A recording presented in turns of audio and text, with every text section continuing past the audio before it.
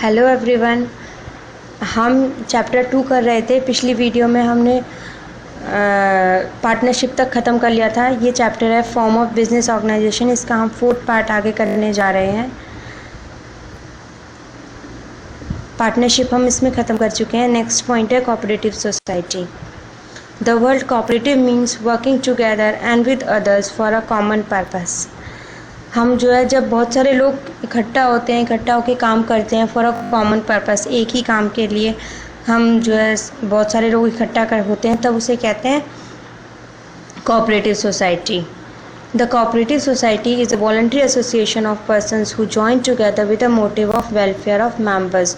जब बहुत सारे पर्सनस जॉइन होते हैं voluntarily for the common welfare, जो सारे मेंबर्स के लिए फ़ायदेमंद हो, ऐसा कोई काम करते हैं तो उसे हम कहते हैं कोऑपरेटिव सोसाइटी।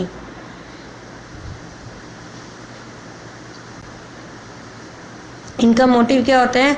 जैसे desire to earn greater profit, जिससे ज़्यादा प्रॉफिट मिले। बहुत सारे लोग एक साथ मिलकर काम करेंगे तो प्रॉफिट ज़्यादा होगा। The cooperative society is compulsory required to be registered under the cooperative society act 1912। इसको जो है रजिस्टर करना ज़रूरी है कोऑपरेटिव सोसाइटी एक्ट 1912 के तहत। The process of setting up a cooperative society is simple enough and at most what is required is the consent of at least 10 adult persons to form a society. हमें society form के लिए 10 person की ज़रूरत होती है, 10 adult members की ज़रूरत होती है। The society acquires a distinct legal entity after it's registration. Registration के बाद उसकी एक अलग एंटिटी हो जाती है, उसके मेंबर्स से अलग जो है उसको पहचाना जाता है।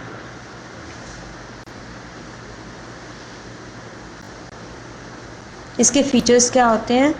The characteristics of the cooperative society are first voluntary membership. Membership voluntary होती है, अपनी मर्जी से लोग आते हैं और इसमें रजिस्टर करते हैं, इसके तहत काम करते हैं। The person is free to join the cooperative society and can also leave. जब भी वो चाहे वो लीव कर सकता है, छोड़ सकता है, any time as per his desire. There can not be any compulsion for him to join or quit a society. कोई कंपल्शन नहीं होता उसके ऊपर कि तुम्हें ज़रूरी ये काम करना है। The membership is open to all and irrespective of their religion, caste and gender. सबके लिए ओपन होती है इसकी मेंबरशिप। इसमें कोई भेदभाव नहीं होता किसी के रिलीजन, कास्ट और जेंडर में। सेकेंड पॉइंट है legal status. Registration of a cooperative society is compulsory. This accords a separate entity to the society which is distinct from its members। इसकी जो है रजिस्ट्रेशन कंपल्सरी होती है, ज़रूरी होती है हमें रजिस्टर कराना कोऑपरेटिव सोसाइटी को, और इसकी एंटिटी जो है उसके मेंबर्स से अलग होती है। हम उसके मेंबर्स से अलग कोऑपरेटिव सोसाइटी को जानते हैं। As a result of being a separate legal entity, it is not affected by the entry or exit of its members। कोई भी मेंबर आया या गया तो उससे जो है इसके होने पे कोई फ़र्क नहीं पड़ता। Limited liability. The liability of the members is limited to the extent of amount of contribution by them as capital। जितना जो है जिसने अमाउंट दिया है उसमें कैपिटल के लगाई है उस सोसाइटी में, तो उतनी उसकी लायबिलिटी होती है, उतनी ही उतना ही उसका रिस्क होता है। The maximum this defines the maximum risk that a member can be asked to bear. जितने ज़्यादा वो कैपिटल लगाएगा उतना ज़्यादा उसका रिस्क होगा। Control. The power of taking decision lies in the hands of the elected managing committee. हम जो है मैनेजिंग कमेटी इलेक्ट करते हैं, उनके हाथ में जो है पावर होती है, उनके हाथ में जो है कंट्रोल होता है इस कोऑपरेटिव सोसाइटी का। Right to vote gives the member a choice to choose the members who will constitute the managing committee। सारे members मिलके जो है वोट करते हैं और वो एक पर्सन को चुनते हैं जो उसको डील करेगा, जिसके हाथ में कंट्रोल होगा। The service motive. The cooperative societies, though its purpose lays emphasis on the value of mutual help and welfare। इसका मेन पर्पस होता है म्यूचुअल हेल्प और welfare. Hence the motive of service dominates its working। अगर उसका service motive है तो उसकी जो है वर्किंग पे असर पड़ता है। If any surplus is generated as a result of its operation. अगर कोई हमारे पास सरप्लस आता है, हमारे पास प्रॉफिट आता है, तो वो क्या होता है? It is distributed amongst the members as dividend. वो जो है उसके मेंबर्स में डिस्ट्रीब्यूट कर देते हैं हम डिविडेंड की फॉर्म में in the conformity with by laws of the society. जो सोसाइटी में लॉज होते हैं उसके अकॉर्डिंग हम उसको डिविडेंड मान के डिस्ट्रीब्यूट कर देते हैं मेंबर्स में। इसके मेरिट्स क्या होते हैं, इसके क्या क्या फ़ायदे होते हैं कोऑपरेटिव सोसाइटी बनाने के। पहला होता है इक्वलिटी इन वोटिंग स्टेटस, सबको वोटिंग करने का अधिकार होता है। 1 man 1 vote governs the cooperative society, हर एक मेंबर को वोट करने का अधिकार होता है। Each member is entitled to equal voting right. Limited liability, liability जो है लिमिटेड होती है to the extent of the capital, जितनी उसने कैपिटल लगाई है मेंबर ने उतनी ही उसकी लाइबिलिटी होती है। Therefore, safe from being used to repay business debts, वो जो है बिजनेस डेब्ट्स को रिपे करने से सेफ होता है। स्टेबल एग्जिस्टेंस, कोई भी पर्सन है उसकी डेथ बैंक करप्ट हो गया वो या फिर वो दिवालिया पागल हो गया तो उस पर जो है उसके बिजनेस के पे कोई फ़र्क नहीं पड़ता, उसकी कंटिन्यूटी रहती है, उसकी वो एग्जिस्ट करता है बिजनेस, ये cooperative society. Economy in operation, as the focus is on elimination of a middleman, this helps in reducing cost, क्योंकि इसका मोटिव क्या होता है कि हम मिडिलमैन को एलिमिनेट कर दे, हटा दे, डायरेक्ट जो है कस्टमर तक हम सामान पहुंचा दे, तो इससे क्या होती है कॉस्ट जो है कम हो जाती है। नेक्स्ट पॉइंट है सपोर्ट फ्रॉम गवर्नमेंट, इससे जो है गवर्नमेंट का सपोर्ट भी मिलता है। The cooperative society amplifies the idea of democracy and hence finds support from the government in the form of low taxes, जिसको टैक्स कम पे करना पड़ता है, सब्सिडी भी मिलती है इसको, and low interest rate on loan, और लोन पर भी इनको इंटरेस्ट कम देना पड़ता है कोऑपरेटिव सोसाइटी को। ईज ऑफ फॉर्मेशन, इसको बनाना आसान होता है। तो cooperative society can be started with a minimum of 10 members, 10 members मिलकर एक कोऑपरेटिव सोसाइटी स्टार्ट कर सकते हैं। इसकी लिमिटेशन क्या होती हैं, इससे हमें क्या क्या दिक्कतें होती हैं कोऑपरेटिव सोसाइटी में। लिमिटेड रिसोर्सेज जो होते हैं वो हमारे पास लिमिटेड होते हैं, क्योंकि जितने मेंबर्स हैं उतने ही लिमिटेड रिसोर्सेज हैं, जितना जितना वो कंट्रीब्यूट करेंगे उतना ही उसके पास बिजनेस के पास पैसा होता है डेब्ट्स को रिपे करने के लिए या फिर बिजनेस को चलाने के लिए। Inefficiency in management, the cooperative society are unable to attract and employ expert managers because their inability to pay them higher salaries, क्योंकि जो है वो ज़्यादा एक्सपर्ट मेंबर्स को अपने उसमें नहीं एम्प्लॉय कर सकते, क्योंकि उनके पास इतने पैसे नहीं होते कि वो हाई सैलरी दें और एक्सपर्ट्स को बुलाएं, एक्सपर्ट्स को एम्प्लॉय करें। लैक ऑफ सीक्रेसी कम हो जाती है, क्योंकि ओपन डिस्कशन होता है, open discussion in the meeting of members as well as the disclosure of obligation as per the society act, क्योंकि ओपन डिस्कशन होता है सोसाइटी एक्ट के तहत इनको डिस्क्लोज करना पड़ता है। तो ये डिफ़िकल्ट होता है कि जो सीक्रेट जो उसमें है जो काम कर रहे हैं वो सीक्रेसी रख पाए। Government control, in return of the privileges offered by the government, the cooperative society have to comply with several rules, उनको बहुत सारे रूल्स फॉलो करने पड़ते हैं। Regulation relating to the auditing of accounts, उनको अकाउंट्स ऑडिट कराने पड़ते हैं, अपने submission of accounts account submit करने पड़ते हैं। तो interference in the functioning of the cooperative organisation through the control exercise by the state operative department negatively affects its freedom, जो उसका जो है नेगेटिव इफेक्ट पड़ता है फ्रीडम, वो अपने मन से कार्य नहीं कर सकती वो society. Difference of opinion, internal quarrel arising as a result of a contrary view points may lead to difficulty in decision making. अगर 10 लोग अपनी अपनी बातें कहेंगे, अलग अलग बात कहेंगे, तो डिसीजन लेना मुश्किल हो जाता है, सबकी ओपिनियन अलग अलग होती है। यहाँ पर ये लिमिटेशंस ख़त्म होते हैं कोऑपरेटिव सोसाइटी के। अब हम टाइप्स ऑफ कोऑपरेटिव सोसाइटी करेंगे। कोऑपरेटिव सोसाइटी कितने तरह की होती है? फर्स्ट होती है consumer cooperative society. Consumer cooperative society are form to protect the interest of consumers, ये कंज्यूमर के इंटरेस्ट को प्रोटेक्ट करने के लिए ही बनाई जाती है consumer cooperative society. The society aims at eliminating the middle man to achieve economy in operation, ये जो मिडिल मैन को हटाती है जिससे जो है हमारा जो है गुड्स जो है सस्ते हो पाए, जो कॉस्ट है वो रिड्यूस हो पाए। It purchases goods in bulk directly from the wholesaler and sells goods to the members thereby eliminating the middle man.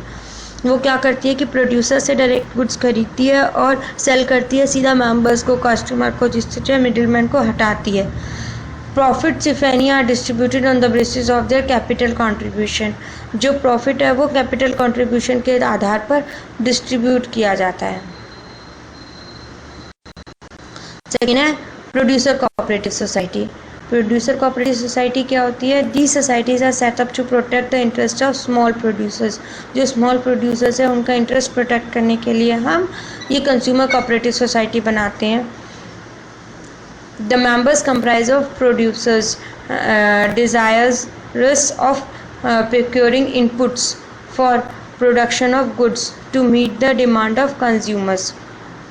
ये क्या होते हैं? इसमें जो है प्रोड्यूसर्स होते हैं desire of procuring inputs of, वो क्या करते हैं कि जो प्रोडक्शन ऑफ गुड्स के लिए उन्हें चीज़ें चाहिए वो सब वो एक साथ लेते हैं, वो खरीदते हैं उनको और उनको प्रोड्यूस करते हैं। The society aims to fight against the big capitalist and enhances the bargaining power of small producers. वो जो है सस्ते में माल खरीदते हैं और इनपुट्स मतलब प्रोडक्ट्स को इनपुट करते हैं, बनाते हैं। It supplies raw material, equipment and other small inputs to the members and also buys their output for sale. वो ये सोसाइटी क्या करती है कि वो इनपुट्स प्रोवाइड करती है कम उस पर सस्ते दामों पे, और उनके जो आउटपुट्स होते हैं वो भी खरीदती है सेल के लिए। Marketing cooperative society. थर्ड है marketing cooperative society. The society establish to help the producers in selling their products. ये क्या करती है कि प्रोडक्ट्स को सेल करने में सहायता करती है। The members consist of producers who wish to obtain reasonable prices for their output. इसके मेंबर्स कौन से होते हैं? वो प्रोड्यूसर्स होते हैं जो है अपनी चीज़ के लिए रीजनेबल प्राइसेस चाहते हैं। It pools the output of individual members. वो जो है मोटिवेट होते हैं लोग, और जो है इंडिविजुअल मेंबर्स जो होते हैं वो ज़्यादा आउटपुट देते हैं। And perform the marketing functioning. ये मार्केट फंक्शन करती है, like transportation, warehousing, packaging, ये सब काम करती है। और फिर सेल करती है to sell the product at best possible price. जितना ज़्यादा जो है अच्छा प्राइस उसको मिल सके उतने प्राइस पे वो सेल करती है। इनके प्रॉफिट जो होते हैं वो डिस्ट्रीब्यूट होते हैं, जितने जितने मेंबर्स जो है कंट्रीब्यूशन कराए टू पूल्स ऑफ आउटपुट, उतना उतना उसको प्रॉफिट डिस्ट्रीब्यूट हो जाता है। Farmers cooperative society.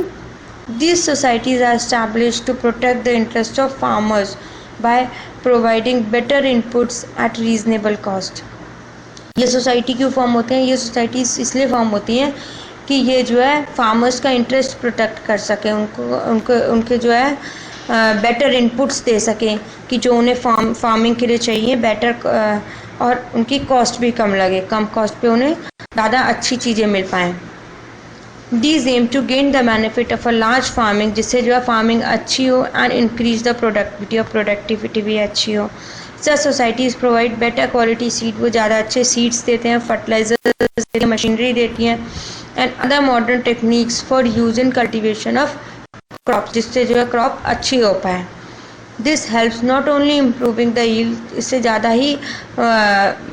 ज़्यादा हमारी पैदावार भी ज़्यादा होती है, and returns to the farmer को पैसे भी अच्छे मिलते हैं, and also solve the problem of associating with farmers.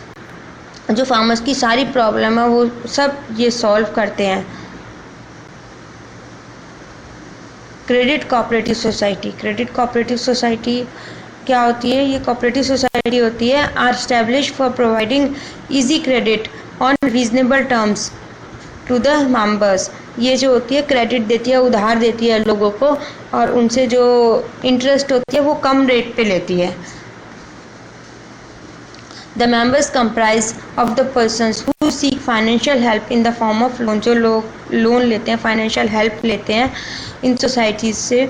This aim the aim of the society is to protect the members from exploitation, जिससे उनका एक्सप्लॉयटेशन ना हो ऑफ लैंडर्स। जो उधार देते हैं वो एक्सप्लॉइट करते हैं अपने फार्मर्स को, तो ये सोसाइटीज़ इसलिए फॉर्म होती है कि जिससे उनका एक्सप्लॉयटेशन बच सके।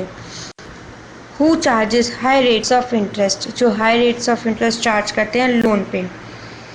तो अब ये सोसाइटी क्या करती है?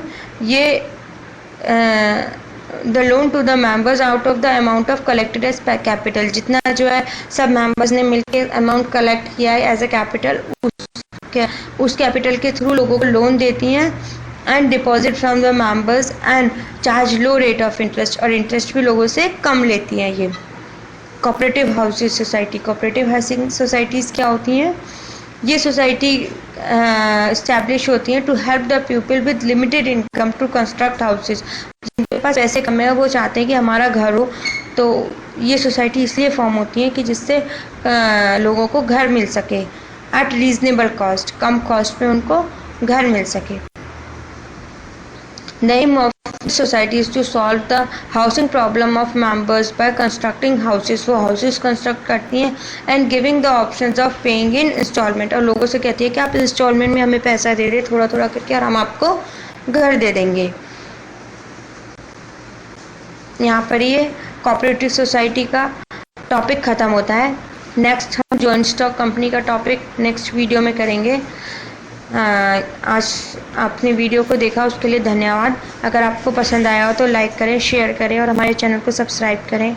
Thank you for watching.